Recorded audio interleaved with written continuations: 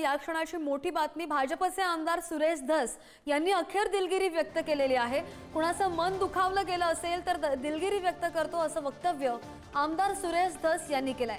मात्र माझ्या वक्तव्याचा गैरअर्थ काढण्यात आला असल्याचं सुद्धा सुरेश धस म्हणालेले आहेत।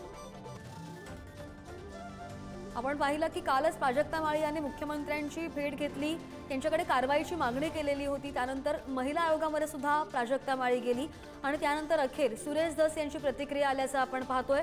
दिलगिरी त्यांनी व्यक्त केलेली आहे, मात्र माझ्या बोलण्याचा चुकीचा अर्थ काढला असं सुद्धा वक्तव्य सुरेश धस यांनी केल्याचं पाहायला मिळतंय।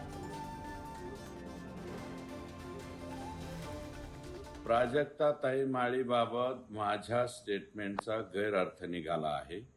मला त्यांचा अपमान करायचा नव्हता किंवा त्यांच्या चारित्र्याबाबतीत तर बोलण्याचा विषयच नव्हता। मी प्राजक्ताताई सहित सर्व स्त्रियांबाबत आदर बाळगतो। माझ्या वक्तव्याचा गैरअर्थ निघाल्याने त्यांचे किंवा कोणत्याही स्त्रीचे मन जर दुखावले असेल तर मी प्रामाणिकपणे दिलगिरी व्यक्त करतो।